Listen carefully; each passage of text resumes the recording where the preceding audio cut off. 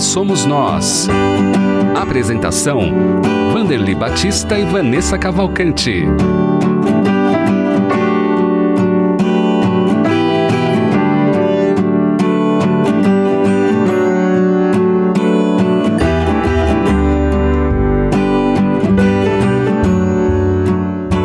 Olá, seja muito bem-vindo ao Quem Somos Nós, que é transmitido pela Rede Boa Nova de Rádio, pela TV Mundo Maior, sempre trazendo aqui para o nosso programa os nossos convidados que compartilham conosco as suas histórias, as suas conquistas e os seus desafios também. Aqui na apresentação, eu, Vanessa Cavalcante, junto com a senhora Vanderly Batista. Tudo bom? Tudo bem, Vanessa, sempre juntos, trazendo entrevistas que nos esclarecem sobre tantas coisas boas e bons exemplos dentro da doutrina espírita que professamos. É mesmo. É sempre muito bom, né, estar aqui com os programas inéditos, mesmo cada um na sua casa. E hoje nós temos um convidado que é comunicador da Rádio Boa Nova e da TV Mundo Maior, Norberto Gavioli. Tudo bem? Tudo bem. É um prazer poder participar do programa com vocês, né? A Vanessa, que a gente já conhecia de longo tempo, né? E a Vanderly, a primeira vez que nós nos cruzamos, né, Vanderly? É um prazer enorme estar com vocês. Eu já o conheço do programa Mistérios, de longa data, mas agora virtualmente vamos conversar um pouquinho, né? E a gente quer começar, Norberto, perguntando a você, como você conheceu o Centro Espírita Nosso Lar, as Casas André Luiz e a Fundação Espírita Nosso Lar? A Fundação Espírita André Luiz, melhor dizer. A minha mãe era cabeleireira desde criança, né? E ela recolhia mantimentos junto com as freguesas dela para levar para doações. E era levada nas Casas André Luiz. Então, desde de pequeno, eu sempre participei, né? Que a gente juntava os mantimentos lá no salão de beleza dela. E meu pai tinha uma Kombi. Aí, cada mês, cada 15 dias, lotava a Kombi e a gente partia para Guarulhos. Norberto, como que o Espiritismo surgiu na sua vida? Essa é uma historinha bastante incomum, né? A minha mãe, quando eu tinha 11 anos de idade, eu cheguei em casa, saí do ginásio, né, na época, cheguei em casa e a minha mãe me mostrou uma folha de papel de pão, aquela folha amarelinha, em que ela havia escrito um poema. Aí ela me deu e falou, olha o que eu escrevi. Aí eu li, né, um poema muito bonito. Eu falei, que legal, né? Só que tem uma coisa aqui, está me chamando a atenção. Você escreveu do verbo haver com H e acento, e você não sabe isso, porque a minha mãe, ela tinha feito só o primeiro ano primário na fazenda, e veio aqui para São Paulo, com 8 anos, já começou a trabalhar e não parou mais. Então ela só tinha o primeiro ano primário, e escreveu esse poema num português impecável. E não ficou essa dúvida. No dia seguinte, novamente, né? Então, resumindo, todo dia às 14 horas... baixava o santo lá na Dona Ana e ela escrevia os poemas, e ninguém sabia o porquê. E nós tínhamos um tio que era espírita, mas ninguém gostava dele, porque nós éramos de família católica, e a minha mãe foi conversar com ele. E aí ele deu para ela os livros da codificação e deu a sequência de leitura. Olha, você precisa ler primeiramente o Livro dos Espíritos. Então, quando eu tinha 11 anos, ela chegou em casa com o Livro dos Espíritos. E ela começou a ler. Só que ela não tinha vocabulário suficiente para entender o conteúdo do livro. E aí, então, eu falei para ela, você vai lendo o que você não entende, você anota que quando eu chegar da escola, né, a gente discute e vai vendo junto. E tinham palavras muito difíceis, que eu também não entendia, né, 11 anos de idade. Então eu falei para ela, olha, lá na escola a gente tem um dicionário, e seria bom que a gente comprasse um dicionário. Aí nós fomos lá na Praça do Patriarca, onde tinha a livraria do MEC, que era o Ministério da Educação e Cultura, e compramos um dicionário.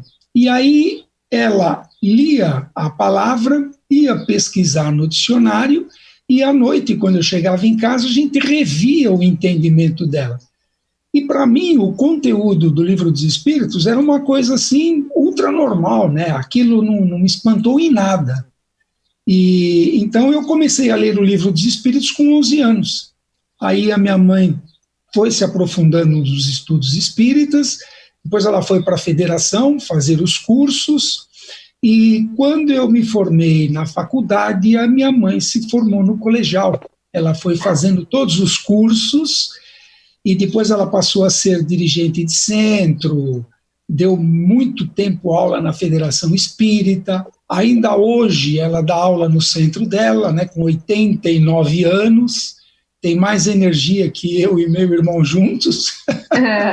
Então ela foi a precursora da minha introdução ao Espiritismo. E de lá para cá, eu sempre fui autodidata, sempre lendo, ela lia os livros, me dava, eu fui lendo, acompanhando e deu no que deu. Estamos hoje aqui como aprendizes de feiticeiro. Que história bonita, né? Olha como que a boa vontade de estudar despertou cedo nessa família, né? Que coisa linda, foi uma coisa inédita, assim, que a gente não conhecia uma história desse tipo. Aí, Norberto, você deve ter tido uma caminhada muito bonita no Espiritismo, e hoje no Grupo Semear, quais atividades você realiza? Há quanto tempo você está nesse grupo? Antes do Grupo Semear, nós participamos da Federação Espírita, né? Fizemos todos os cursos lá na FEESP. Depois, na década de 2000, nós fomos convidados para ir para a USE, assumimos a diretoria da USE estadual, implantamos os cursos dentro da USE, que a USE não tinha um curso regular, a FEESP tinha, a USE não tinha. Então, nós que participávamos do departamento de ensino da USE, da FEESP, fomos para a USE implantar uma metodologia. E, paralelamente, o pessoal da FEB estava fazendo o ESD, iniciando a composição, né, do estudo sistematizado do Espiritismo, da doutrina espírita. E então a gente correu junto na USE, em São Paulo, e com o ESD em Brasília. Depois disso, nós montamos o IPC, Instituto de Pesquisa e Ensino da Cultura Espírita, onde nós avançamos muito dentro do espiritismo científico, analisando os fenômenos à luz da ciência, e, paralelamente, eu trabalho, né, num centro em que o defunto dirigente do centro, ele pediu para que eu estudasse o Evangelho à luz da ciência. E então, durante 10 anos, eu fiquei dando aulas para um grupo, juntando tudo aquilo que a gente conhecia e fazendo analogia das parábolas de Jesus com o avanço da ciência até hoje. E depois disso, a gente foi para o Instituto Espírita de Educação, participamos também da implantação dos cursos lá no Instituto Espírita de Educação, e depois montamos o Grupo Semear. Então, o Grupo Semear hoje, ele é um grupo de espíritas que tem uma larga experiência, em que a gente usa o nosso expertise para levar às casas espíritas. Então, a gente faz seminários, workshops, reformulação da metodologia didática, cursos de palestrante, cursos de facilitadores, para que haja uma melhora na divulgação do espiritismo. E, recentemente, né, com essa história do Covid, nós nos baseamos no que acontecia na Europa, né, dos cantores na janela, aí nós resolvemos fazer o Evangelho na janela. Então, às segundas, quartas e sextas, às 20 horas, nós fazemos o Evangelho no lar, que nós passamos a chamar de Evangelho na janela. Então, essa é uma atividade online e que está tendo um grande sucesso pelo Grupo Semear. Muito bom, Norberto. Agora, como que estão sendo realizadas, né, as atividades no Grupo Semear durante esse momento, né, de pandemia? É tudo online. Então, cada um está num lugar. Nós, dentro do Evangelho no Lar, a gente desenvolveu o tema, né, o tema do Evangelho. Cada um, a metodologia é a apresentação para esse inicial, Um faz isso, o outro faz a leitura, outro faz a explicação. Aí a gente faz as vibrações, aí nós deixamos em aberto para os que estão nos assistindo formularem perguntas para esclarecer dúvidas sobre o tema discutido. Então, isso é tudo online. Então, a gente tem feito isso. E temos feito também palestras online para as casas espíritas. Então, as casas que não têm infraestrutura de internet, a gente usa o Zoom, né, como estamos usando aqui agora, e a gente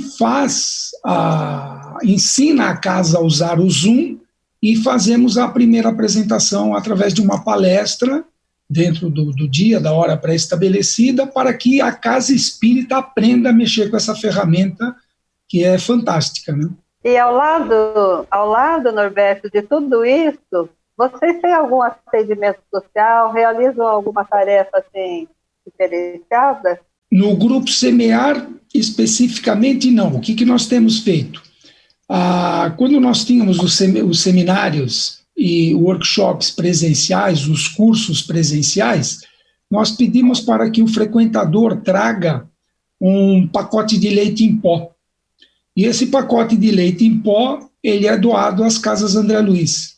Então, a nossa contribuição social, além de divulgar a metodologia, né, um conteúdo diferenciado, a gente pede para que os frequentadores tragam leite e esse leite é levado para as grandes crianças da Fundação André Luiz.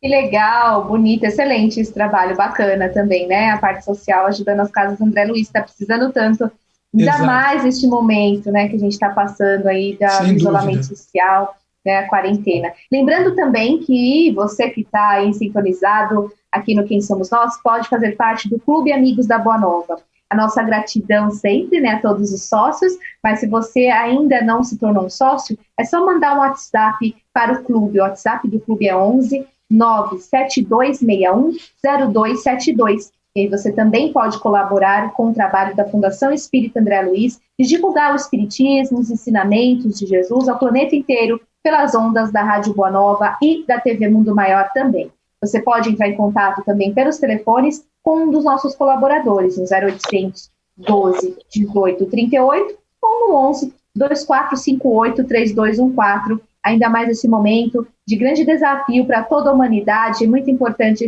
essa colaboração, né, Sra. Vanderlei? É verdade, as pessoas têm dado um retorno tão bom, né? A gente vê que essas palestras, o Evangelho no Lar, toda a programação da Rede Boa Nova de Rádio e da TV Mundo Maior atinge locais tão distantes, lá no norte do Brasil, no sul, no exterior, e é uma caridade espiritual esse aconchego que a instituição dá para as pessoas, né, Vanessa? Com certeza, viu? Com certeza, é muito bom, né? A gente sempre agradece a todos os sócios também que colaboram com o nosso trabalho. Agora, como que é o trabalho, né? Como que é a área da mocidade no Grupo Semear, Norberto?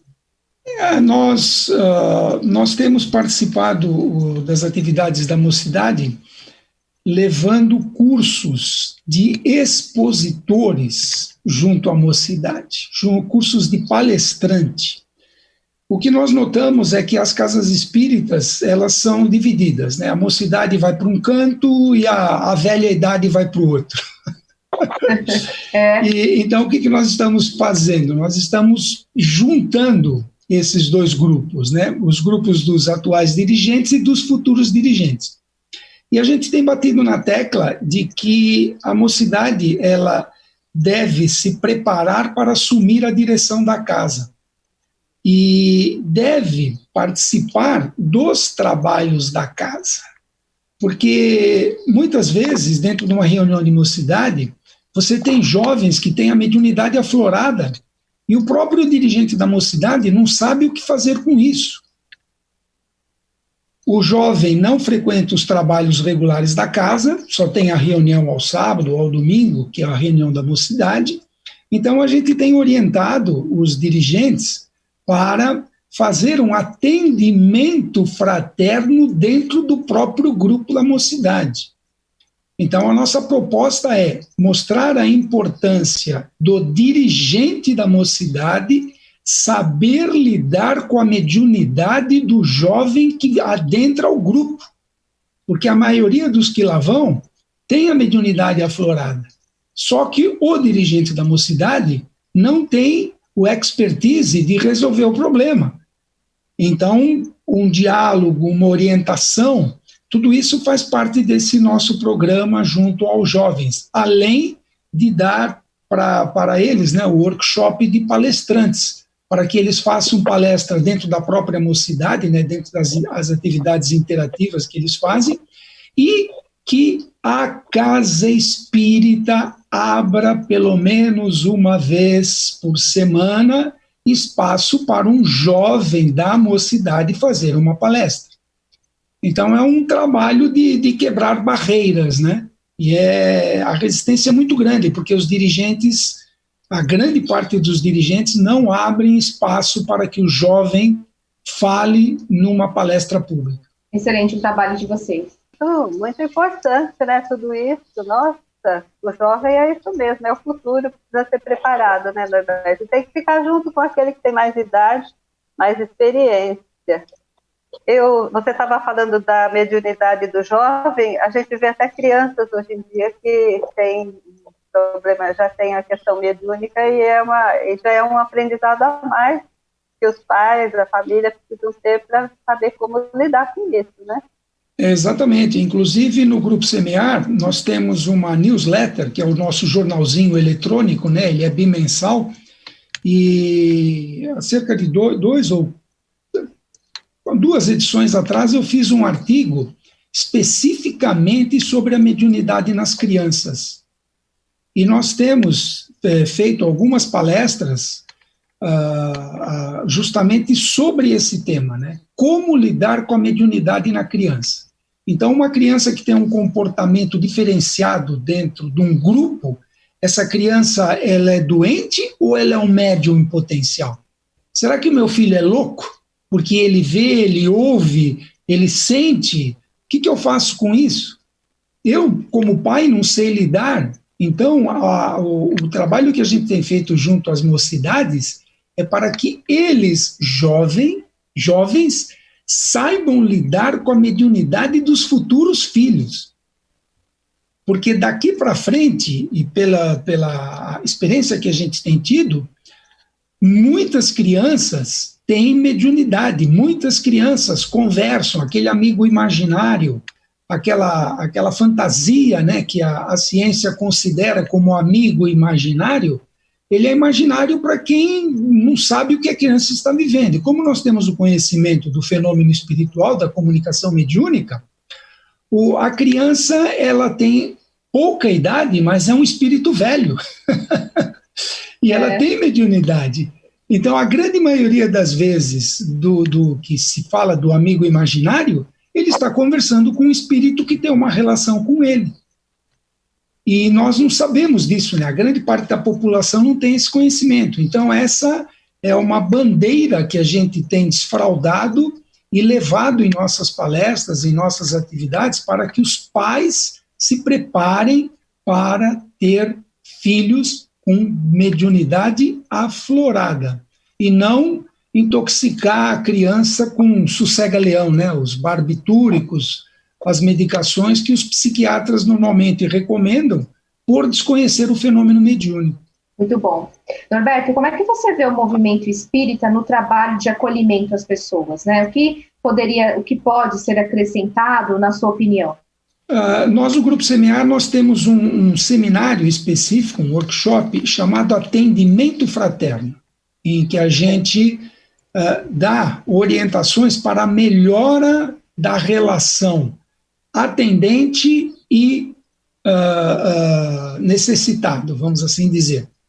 E um outro que nós chamamos o diálogo com os espíritos, que a gente enfoca como lidar durante uma manifestação mediúnica. Então, o que falar, como agir. Então, a gente considera que o atendimento fraterno é a porta de entrada da casa espírita. Por quê? Porque o indivíduo, ele não sabe o que está acontecendo com ele, ele tem alucinações, ele tem visões, ele tem audiência, ele anda por aí, diz que ele está louco. Aí alguém fala para ele, olha, vai num centro tomar um passe, que quando toma o passe para, né?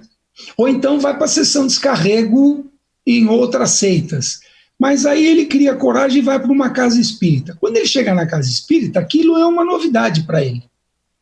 Então, o atendente, ele tem que ser uma pessoa de fácil trato para entender a necessidade daquela pessoa que chega pela primeira vez na casa, que ela receba as informações necessárias, não com o intuito de assustá-la, mas com o intuito de orientá-la.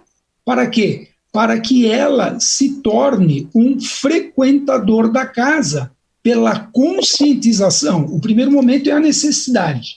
Não quero isso, não quero ver, não quero ouvir, mas ela tem essa característica. Então, esse primeiro contato com o atendimento fraterno, com o atendente do atendimento fraterno, é de vital importância. Então, a meu ver, o atendente da casa deveria ser o presidente da casa. Por quê? Porque ele entende tudo da casa, ele sabe como funciona o horário de palestra, quem pode, quem não pode, o que faz, o que não faz, e dar o devido encaminhamento a essa pessoa. Então, esse treino do atendimento fraterno é muito importante para quê? Para que a gente tenha uma boa recepção e mostre para aquela pessoa necessitada que, através do conhecimento dos fenômenos espirituais, que o fenômeno espiritual não tem religião, tem que mostrar isso para ela. Você pode ser católica, você pode ser ateia, você pode ser o que for. Se você tiver aptidão mediúnica, você vai vivenciar o fenômeno mediúnico, independente da religião. Então, como lidar com isso? Então, essa é a missão da Casa Espírita via atendimento fraterno. Agora a gente vai perguntar para você, Norberto, como que surgiu o convite para você participar da Rede Boa Nova de Rádio e da TV Muito Maior? Na época de 2000, em torno de 2000, eu participei de um debate com o Padre Quevedo. Eu fui representando o movimento espírita, ter uma discussão no programa da Babi, que era o programa livre. E lá nós tivemos um debate com o Padre Quevedo. Isso ficou gravado, perdido, aí não sei aonde. E o pessoal da FEAL, pesquisando os arquivos, queria fazer um programa sobre coisas misteriosas. E foram atrás das informações do Padre Quevedo e me acharam lá debatendo com ele. E concluíram que o meu posicionamento face ao Padre Quevedo era uma coisa assim inédita dentro do movimento espírita. E aí me convidaram para participar da primeira edição do programa Mistérios, que para mim foi assim uma coisa fantástica, né? Foi assim o divisor de águas dentro da minha atividade dentro do espiritismo. E agradeço imensamente, sou grato assim para toda a equipe, para a Fundação André Luiz, para todos que trabalham, que colaboram para que a gente possa levar um pouco desse conhecimento que tem a todos os nossos ouvintes, a todos aqueles que nos assistem. É muito bom ter você na nossa equipe, Norberto. Gratidão sempre por estar no Manhã Boa Nova e durante a programação também. Então, parabéns pelo seu trabalho, sucesso para você. Para todos nós. Muito obrigado pela oportunidade. E olha, eu quero te dar os parabéns pela sua posição nobre naquela temporada do Mistérios que eu acompanhei. Está de parabéns também, viu? Gratidão mesmo. Você que está na nossa sintonia, continue conosco na Rede Boa Nova de Rádio e na TV Mundo Maior. Até o próximo programa, junto com a Vanderly Batista. Senhora Vanderly, um beijo.